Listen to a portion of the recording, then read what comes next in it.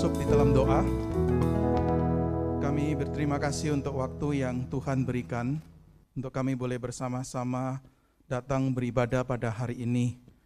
Baik kami yang bisa datang secara onsite maupun kami yang mengikuti ibadah ini secara online.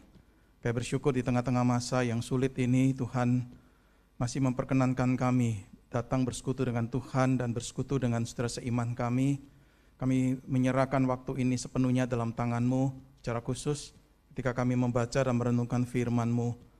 Biar firman-Mu boleh menjadi petunjuk untuk hidup kami, dan firman-Mu boleh memberikan arahan dan juga memberikan kekuatan untuk kami di dalam menjalani perjalanan kehidupan yang tidak pernah lepas dari tantangan dan pergumulan dan kesulitan. Kami menyerahkan waktu ini sepenuhnya dalam tangan Tuhan. Berkati hamba-Mu yang sudah mempersiapkan apa yang akan disampaikan. Biar Tuhan pakai setiap perkataan yang keluar dari mulutnya menjadi alat di tangan Tuhan berbicara kepada umat Tuhan. Dan Tuhan menolong setiap kami untuk bisa berfokus dengan baik, berkonsentrasi dengan baik, mengerti apa yang Tuhan mau sampaikan, dan kami juga dimampukan untuk melakukan firman itu di dalam kehidupan kami.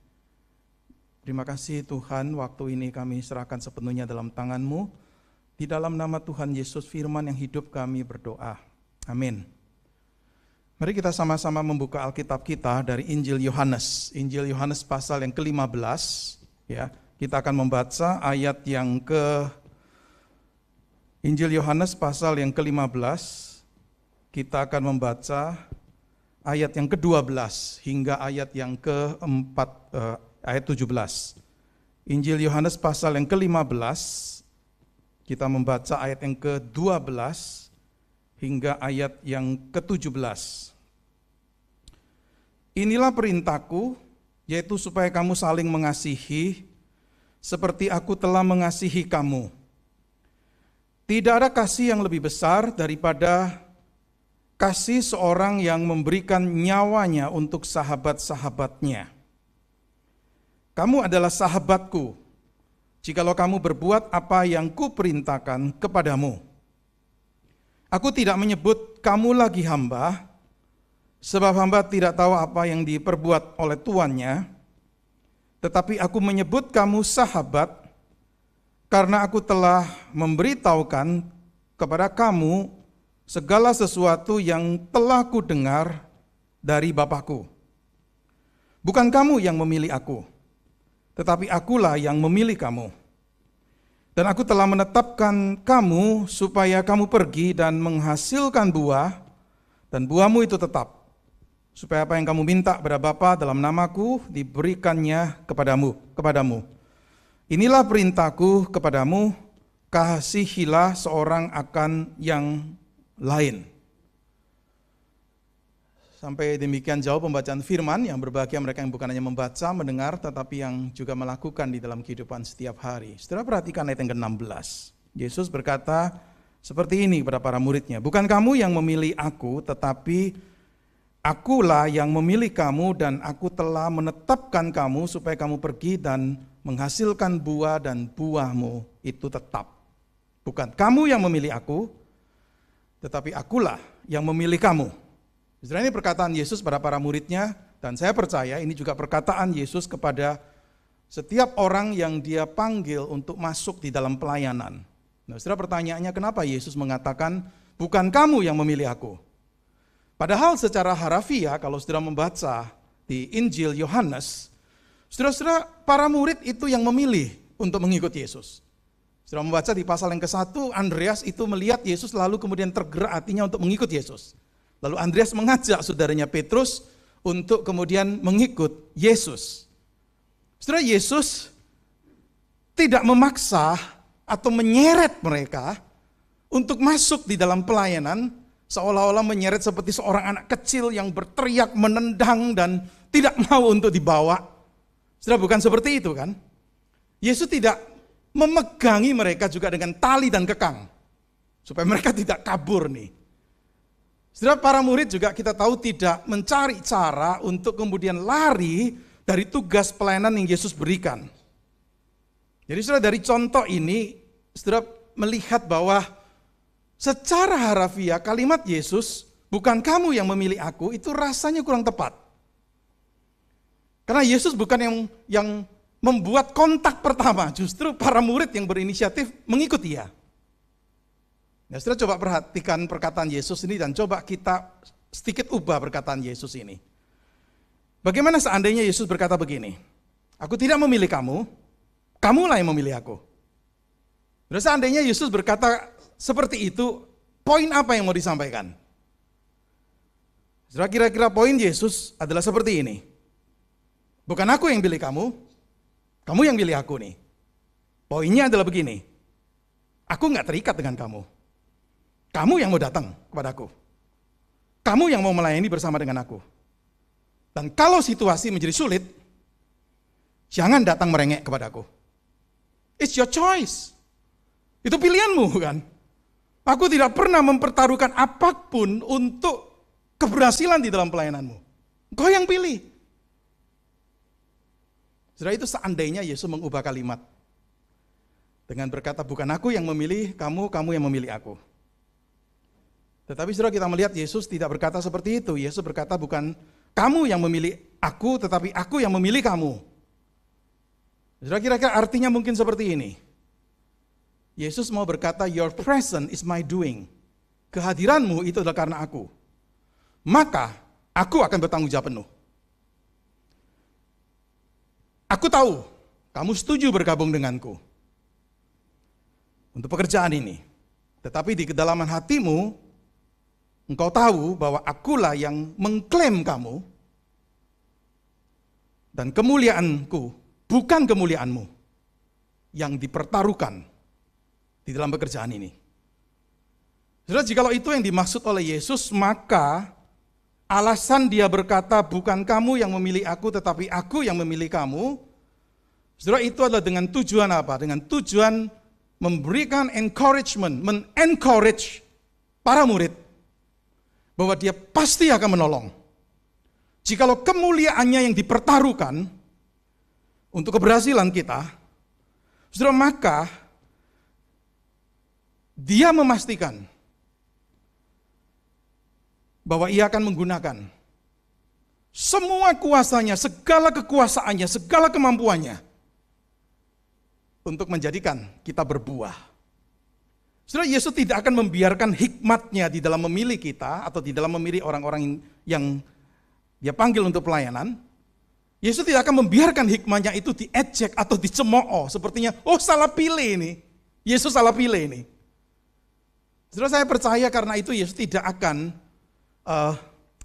memandang enteng permohonan atau mungkin teriakan kita meminta tolong ketika di dalam pergumulan, dalam pelayanan kita berkata begini, Tuhan, Engkau yang pilih aku. Dan aku percaya Engkau bukan Allah yang pelin-pelan, Engkau bukan Allah yang tidak melihat jauh ke depan, Engkau bukan Allah yang bertindak karena dorongan yang bersifat sementara, tetapi pilihanmu adalah dari kekekalan. Maka engkau tidak akan membiarkan orang-orang pilihanmu dihancurkan. Tuhan, tolong aku. Saudara, saya percaya permintaan seperti ini, jikalau betul-betul datang dari hati yang terdalam, tidak mungkin akan diabaikan. Kenapa? Karena hikmatnya, kesetiaannya, dan dapat diandalkannya dia, itu dipertaruhkan. Saudara, yang dikasih oleh Tuhan, tema hari ini adalah sahabat sejati. Berkaitan dengan tema ini, saudara, saya cukup sering mendengar kalimat ajakan seperti ini. Jadikanlah Yesus sahabatmu. Atau mungkin kalimat dalam bentuk pertanyaan seperti ini. Apakah Yesus sudah menjadi sahabatmu? Saudara, kalimat ajakan atau kalimat pertanyaan seperti ini enggak salah sih. Tetapi saya khawatir sudah bisa menimbulkan kesan bahwa kitalah yang menentukan untuk menjadikan Yesus sebagai sahabat kita. Kalau kita nggak mau, ya Yesus nggak akan jadi sahabat kita. Saudara, pertanyaannya adalah, betulkah pilihannya terletak di tangan kita nih? Saudara, perhatikan apa yang Yesus katakan pada para murid di ayat yang ke-15 nih. Aku tidak menyebut kamu lagi sebagai hamba, sebab hamba tidak tahu apa yang diperbuat tuannya, tetapi aku menyebut kamu sahabat. Saudara, lihat, inisiatif dari Yesus. Bukan para murid yang memutuskan untuk menjadikan Yesus sebagai sahabatnya, tetapi Yesus yang menyebut para murid sebagai sahabatnya. Yesus yang berinisiatif memilih mereka. Kalau saya kutip lagi ayat 16, diterapkan dengan persahabatan ini, Yesus berkata, bukan kamu yang memilih aku sebagai sahabat, tetapi akulah yang memilih kamu sebagai sahabat. Sudah berarti penekanan di sini adalah kepada satu incredible privilege. Satu privilege yang sangat luar biasa menjadi orang pilihan. Saudara, bangsa Israel di perjanjian lama jadi special people karena apa? Karena dipilih.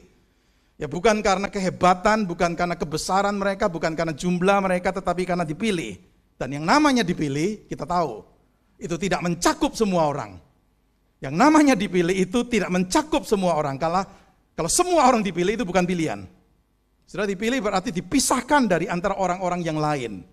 Nah, saudara, kalau kita dipilih, maka tidak ada satupun kebaikan, jasa, kehebatan, kelebihan di dalam diri kita yang kemudian itu dijadikan alasan untuk Tuhan pilih kita jadi sahabatnya. Nggak ada. Saudara, nggak ada alasan itu. Saudara, kalau kita dipilih, kita ini harusnya bersyukur, berterima kasih kepada Tuhan karena ini berkat besar. Kita bersyukur karena Tuhan ini bukan hanya menyelamatkan kita, dia bukan hanya sebagai savior, juru selamat. Dia bukan hanya menjadi raja bagi hidup kita. Dia bukan hanya harta kesayangan kita yang terbesar, tetapi dia juga ingin untuk kita tuh mengalami persahabatannya. Saudara, Injil menyelamatkan kita, memanggil kita untuk diselamatkan melalui juru selamat itu. Injil memanggil kita untuk tunduk kepada raja di atas segala raja. Injil memanggil kita untuk menghargai dia sebagai yang terpenting. Dan Injil juga memanggil kita untuk menikmati dia sebagai sahabat. Nah, setelah berkaitan dengan ini ada beberapa hal tentang persahabatan ini yang saya ingin untuk kita lihat dari teks yang tadi kita baca. Setelah yang pertama begini, saudara perhatikan. Persahabatan ini didasarkan pada apa? Pada kasih Kristus yang besar bagi kita. Di ayat 13 dikatakan begini, tidak ada kasih yang lebih besar daripada kasih seorang yang memberikan nyawanya untuk sahabat-sahabatnya. Saudara, di sini Yesus bukan hanya berbicara secara umum dalam arti ada orang yang menunjukkan kasih dengan mati bagi temannya. Bukan hanya itu. Tapi Yesus mau menunjukkan secara khusus tentang kematiannya di kayu salib. Saudara, ini percakapan Yesus yang terakhir sebelum kemudian dia ditangkap, diadili, lalu kemudian disalibkan. Artinya Yesus berkata begini, dia harus mati lebih dulu. Bagi orang-orang yang akan menjadi sahabatnya ini. Kematiannya itu adalah pembuktian kasihnya yang besar dan menunjukkan dia memberikan hidupnya ini bagi sahabat-sahabatnya ini. Jadi salib itu membuktikan persahabatannya. Dia ingin para murid itu nanti melihat kematiannya di kayu salib itu sebagai bukti bagaimana dia mengasihi mereka dan mengasihi sebagai sahabat-sahabat. Dan kalau sudah perhatikan, ini sesuatu yang sangat luar biasa. Kenapa luar biasa? Saudara, ketika Kristus mati di kayu salib, jujur saja kita ini belum menjadi sahabatnya. Bahkan kita nggak layak jadi sahabatnya. Karena kita orang berdosa, orang yang melawan dan memberontak pada Tuhan. Roma 5 ayat yang ke-8 berkata begini, akan tetapi Allah menunjukkan kasih-Nya kepada kita, oleh karena Kristus telah mati untuk kita ketika kita masih berdosa. Roma 5 ayat 10 berkata begini, kita ini masih seteru, musuh, ketika diperdamaikan dengan Allah melalui kematian anaknya. Jadi saudara, sesungguhnya kalimat Yesus itu mengatakan dia mati bagi sahabat-sahabatnya, padahal dalam realitanya, kita ini orang berdosa, bahkan disebut sebagai seteru, musuh. Tetapi di kayu salib, melalui kematiannya dia mengasihi kita dan menyebut kita sebagai sahabat-sahabatnya. Jadi kasihnya itu bersifat unconditional. Saudara, persahabatan seperti ini bagi saya luar biasa. Artinya sebagai seorang sahabat Yesus tahu semua keburukan, semua kejelekan, semua kekotoran di dalam diri kita. Tetap jadikan kita sahabatnya. Saudara, di dunia ini saya percaya kalau ada persahabatan yang baik itu, lalu kemudian si A bersahabat dengan si B, lalu si A tahu keburukan si B ini. Bahkan seringkali mungkin si B ini menjelekkan si A ini. Saudara, saya tidak terlalu yakin si A itu kemudian akan mau untuk terus jadi sahabat bagi si B. Kenapa? Karena tahu semua kekotorannya, tahu semua kejelekannya, tahu bahwa ternyata si B ini mengkhianati si A. Tapi saudara perhatikan di kayu salib, Yesus sekalipun tahu semua keburukan kita, dia tahu semua rahasia-rahasia kotor tentang kita, dia tetap jadikan kita sahabatnya. Maka friendship with Jesus is pure grace. Itu betul-betul anugerah dari Tuhan. Hanya karena anugerahnya dia menerima kita sebagai sahabatnya. Saudara, pada waktu Yesus hidup di dunia, dia sering diejekkan oleh orang-orang Farisi ahli Taurat, sahabat orang berdosa, sahabat pemungut cukai. Saudara, itu sebutan ejekan, tetapi Yesus menerima label itu. Saudara, kenapa? Karena memang dia mengasihi mereka, orang-orang berdosa ini. Dia yang mendekati mereka, dia yang mau makan dan minum bersama dengan mereka. Saudara, saya ingin untuk kita renungkan ini, kita perlu ingat bahwa sebelum menjadi sahabat Yesus, kita ini orang berdosa yang tidak berdaya, helpless sinner. Tetapi karena kasihnya, maka dia menyelamatkan kita. Saudara, kalau persahabatan ini didasarkan pada kasih Kristus yang luar biasa itu, maka kita ini punya jaminan bahwa persahabatannya tidak akan pernah berakhir dengan kita. Kenapa? Karena kasihnya tidak pernah berakhir untuk kita. Paulus pernah berkata begini di Roma pasal yang ke-8. Siapakah yang akan memisahkan kita dari kasih Kristus? Penindasan, kesesakan, penganiayaan, kelaparan, atau ketelanjangan, atau bahaya, atau pedang? Saudara, Paulus berikan pertanyaan retorika ini. Lalu di Roma 8 ayat yang ke-39 jawabannya jelas. Nothing. Gak ada satu hal pun yang akan memisahkan kita dari kasih Kristus, kasih Allah yang ada dalam Kristus Yesus Tuhan kita. Saudara, bersyukur persahabatan ini bukan didasarkan kepada kasihnya kita kepada Kristus. So, kalau didasarkan pada kasihnya kita kepada Kristus, sangat labil. Kasih kita bisa up and down, bahkan saudara, kita ini bisa mengkhianati dia loh. Ini para murid, di dalam percakapan terakhir sebelum Yesus ditangkap, diadili dan mati, para murid sudah disebut oleh Yesus sebagai sahabat. Tapi saudara perhatikan apa yang mereka lakukan. Ketika Yesus ditangkap dan diadili, semua lari, semua kabur. Bahkan Petrus menyangkali 3 kali. Wah, ini sahabat macam apa nih? Apakah Yesus membuang mereka? Saudara, tidak. Saudara, jujur saja persahabatan kita dengan Tuhan tidak perfect. Tetapi persahabatan Tuhan dengan kita perfect. Ini menjadi satu jaminan. Tadi saya katakan di awal, this friendship is not our doing. Persahabatan ini bukan karena kita yang memilih dia memilih kita. Maka kita punya satu jaminan, karena dia yang memilih kita. Sekalipun dia tahu kita ini orang yang bagaimana tetap dia pilih. Berarti kita bisa meyakini tanggung jawab sepenuhnya akan tetap dia pegang dan cintanya tidak pernah akan pudar. Saudara, Yesus yang menyodorkan dirinya, yang menawarkan dirinya jadi sahabat. Bukan kita yang pilih dia jadi sahabat. Maka sesuai naturnya, dia tidak akan pernah mengkhianati persahabatan itu. Dia mengasihi dengan tanpa batas. Kita punya akses datang kepada dia sebagai sahabat, menceritakan pergumulan, kesulitan, tantangan, memohon petunjuknya dan nasihatnya. Sekalipun kita ini masih jauh dari kesempurnaan, tapi kita punya keyakinan bahwa dia akan menolong.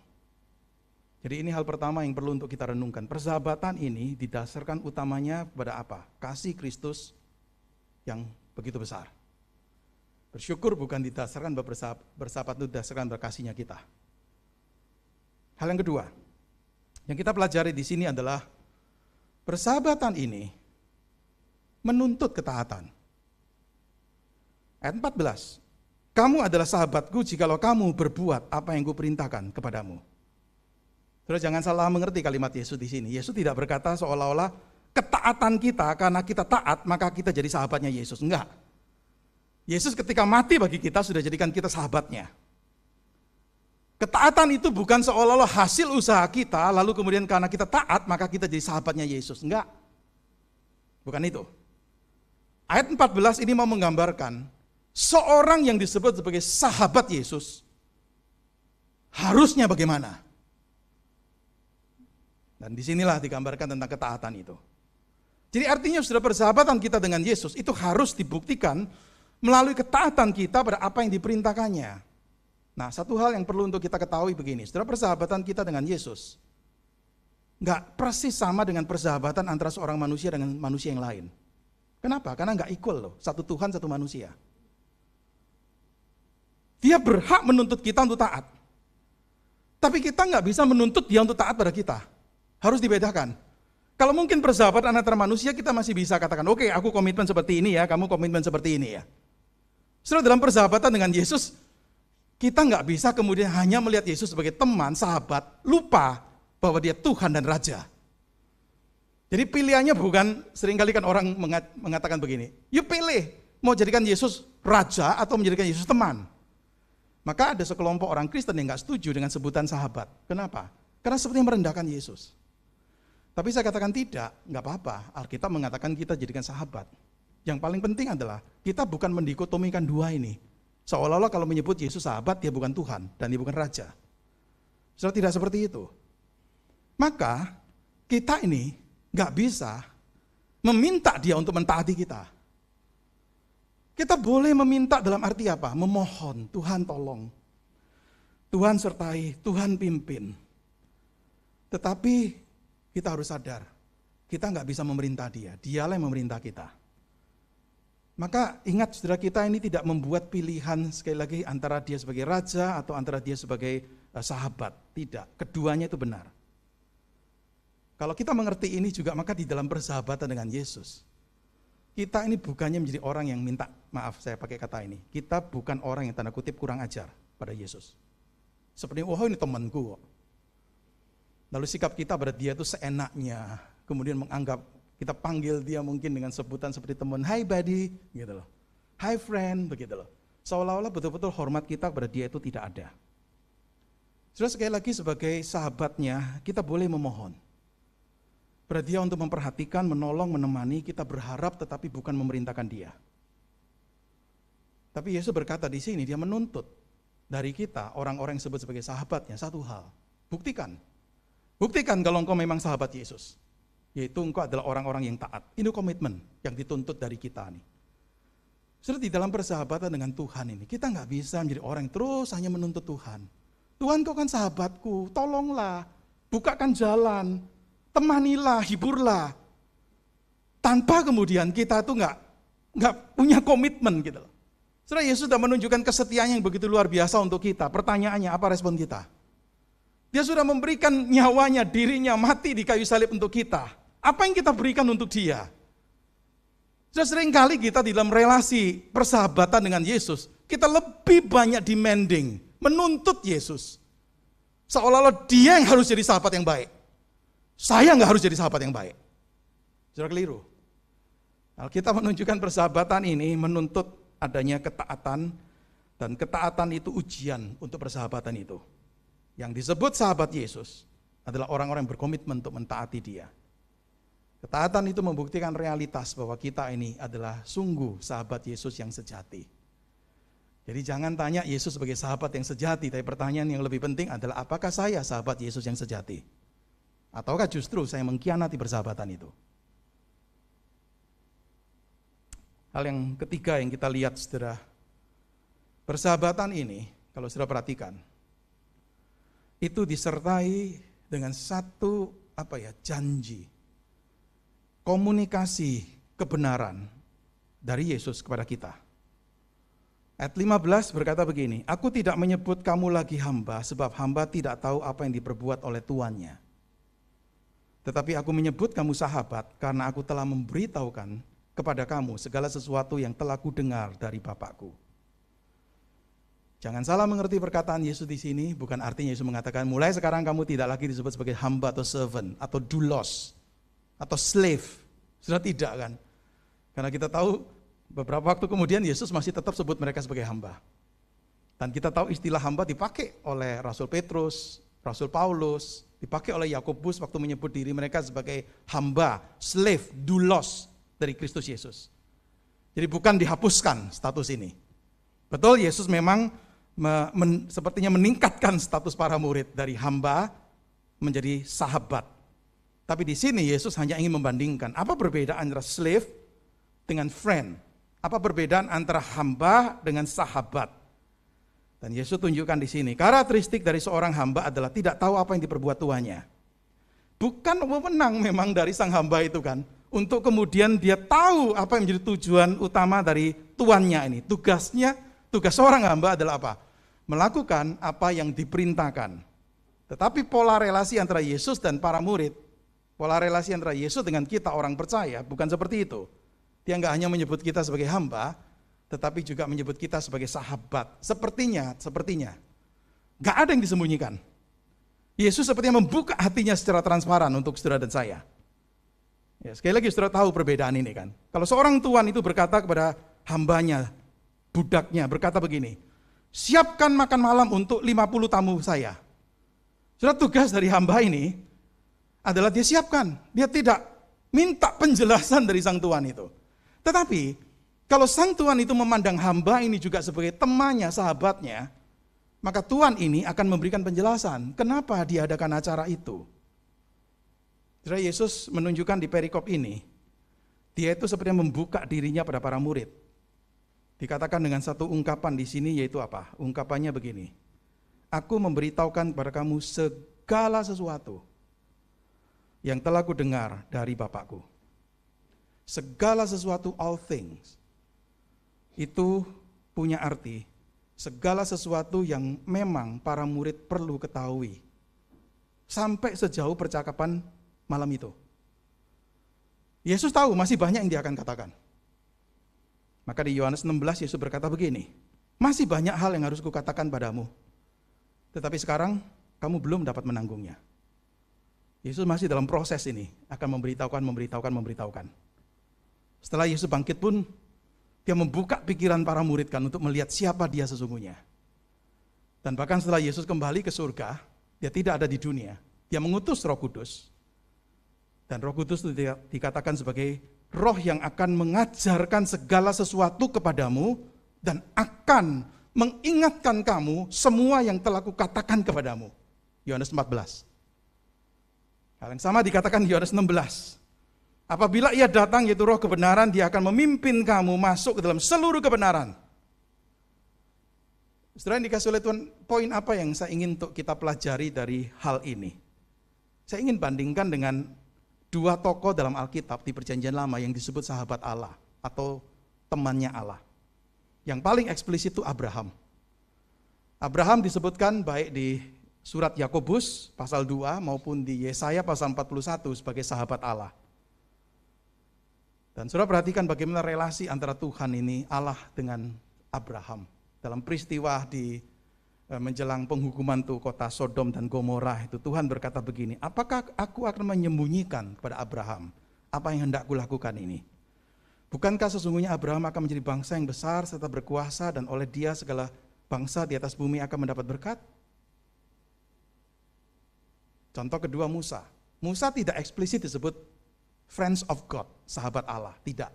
Cuma ada kalimat ini, di Keluaran pasal 33. Tuhan berbicara kepada Musa dengan berhadapan muka seperti seorang berbicara kepada temannya. Dan salah satu natur dari persahabatan yang baik kan selalu ada komunikasi kan, pastilah, ya kan?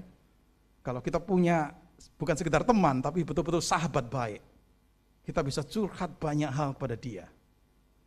Dia juga bisa curhat banyak hal kepada kita.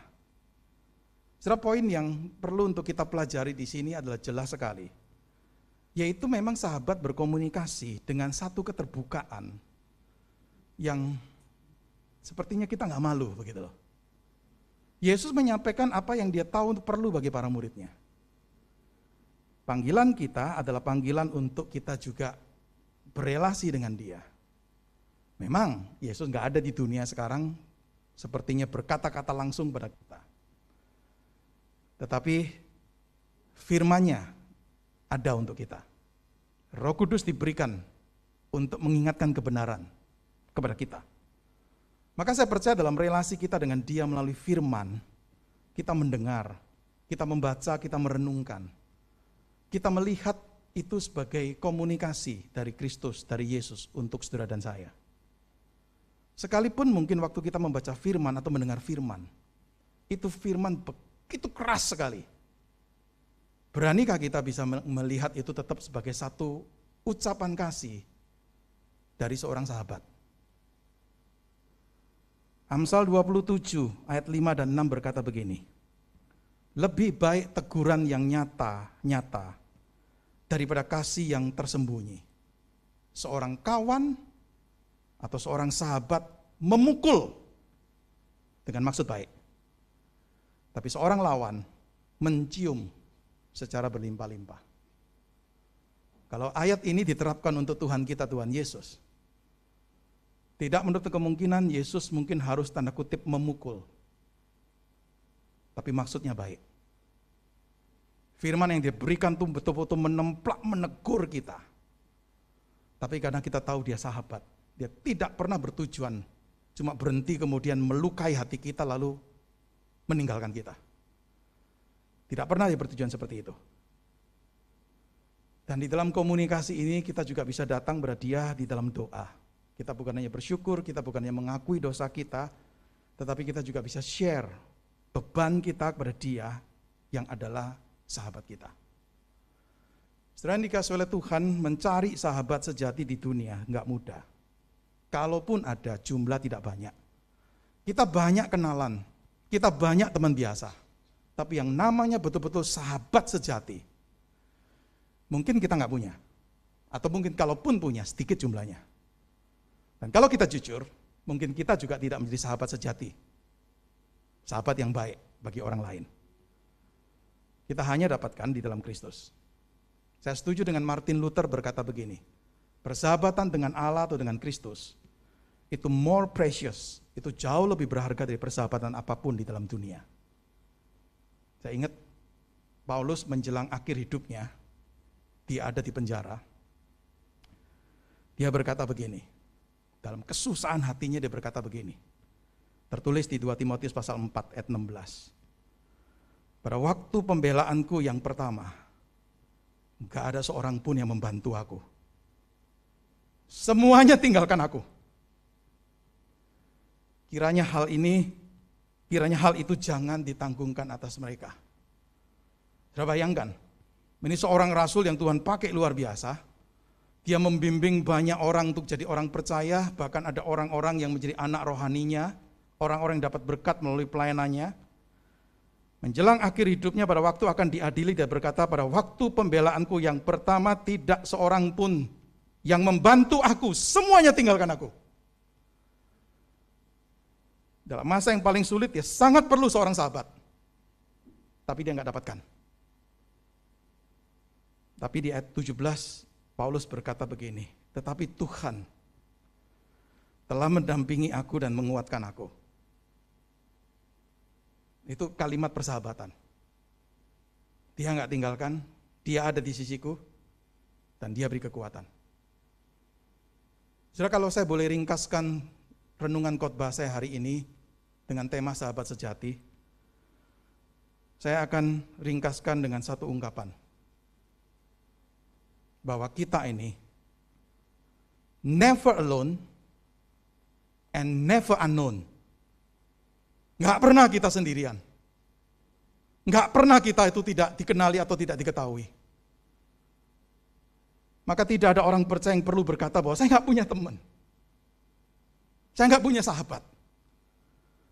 Selama Yesus ada di surga. Nggak ada satupun kita yang seharusnya berkata, saya nggak punya teman, saya nggak punya sahabat. Selama Yesus masih ada dan selama Yesus terus ada, we are never alone, we never unknown. Mari kita berdoa. Tuhan, beberapa hari lagi kami akan memperingati Jumat Agung, memperingati kematian Tuhan dan Juru Selamat kami, Tuhan Yesus di kayu salib. Ketika kami merenungkan itu, kami bersyukur karena kami orang berdosa diampuni, kami orang berdosa diterima, kami orang berdosa diselamatkan karena karya kematian Tuhan Yesus di kayu salib. Tapi kami hari ini dibawa pada satu pemahaman, bukan hanya kami diselamatkan, tetapi kami dijadikan sahabat. Bukan kami yang memilih Engkau sebagai sahabat kami, ya Tuhan Yesus. Engkau yang pilih kami. Kalau pilihan diberikan pada kami, tidak akan pernah kami menjadikan Engkau sebagai sahabat kami. Tapi kami bersyukur dalam anugerah-Mu, Engkau yang jadikan kami sebagai sahabat-Mu. Sekalipun Engkau tahu siapa kami sesungguhnya, Engkau tahu semuanya, tidak ada yang tersembunyi tentang kami bagi Engkau. Tetapi Engkau tetap menjadikan kami sebagai sahabat. Dan kayu salib adalah pembuktian persahabatan-Mu dengan kami. Dan kayu salib adalah pembuktian persahabatan-Mu tidak pernah berakhir dengan kami. Karena kasih-Mu tidak pernah berakhir untuk kami. Kami berterima kasih Tuhan. Sekalipun kami jujur sering tidak menjadi sahabat yang baik. Kayak bahkan mungkin mengkhianati Engkau. Tapi Engkau tetap menerima kami, mengasihi kami sebagai sahabat yang Kau kasihi. Kami bersyukur Tuhan karena bukan kami yang memilih, Engkau yang memilih. Dan itu menjadi satu jaminan untuk kami bahwa kasih-Mu tidak pernah berakhir. Pilihan-Mu tidak pernah salah. Dan Engkau tidak pernah berubah. Karena Engkau tahu, dari kekekalan sampai kekekalan, Engkau tahu. Tuhan, kami bersyukur. Tapi bawa kami untuk memahami dua hal yang sangat penting. Pertama, ketaatan kami. Kalau Engkau sudah menjadikan kami sebagai sahabat-Mu, bagaimana respon kami? Engkau memanggil kami sebagai sahabat untuk kami taat. Taat pada apa yang Engkau perintahkan. Dan biarlah ketaatan itu adalah bukti kami layak menyandang sebutan sebagai sahabat Tuhan Yesus. Dan Engkau menginginkan kami untuk memiliki komunikasi yang baik. Bukan yang Engkau yang berbicara kepada kami, berkomunikasi kepada kami, menyatakan kebenaran, bahkan termasuk di dalamnya kebenaran-kebenaran yang mungkin menyakitkan hati kami, menegur kami dengan keras. Tetapi Kau sampaikan sebagai seorang sahabat yang mengasihi kami. Karena Kau berikan itu atau Kau sampaikan itu dengan tujuan untuk kebaikan kami sebagai sahabat-Mu. Dan biarlah ini menjadi satu kesempatan untuk kami juga terus membuka relasi yang baik, komunikasi yang baik dengan Engkau. Sebagai sahabat kami, mendengar firman-Mu, kami juga berdoa menyampaikan isi hati kami, pergumulan kami. Tuhan, kami bersyukur ketika kami punya Engkau sebagai sahabat kami, ketika Engkau jadikan kami sebagai sahabat-Mu, maka hidup kami never alone. Hidup kami never unknown. Tidak pernah sendirian dan tidak ada yang tahu. Sekalipun kami di dunia tidak punya sahabat yang sejati. Tapi selama Engkau ada, kami tidak perlu berkata bahwa kami tidak punya sahabat. Karena Engkau adalah sahabat kami yang sejati. Berkati renungan firman-Mu untuk menjadi pedoman dalam hidup kami, dalam relasi mengikut Engkau sebagai Tuhan, sebagai Raja, dan juga dalam relasi kami dengan Engkau sebagai sahabat. Terima kasih, dalam nama Tuhan Yesus kami berdoa dan bersyukur. Amin.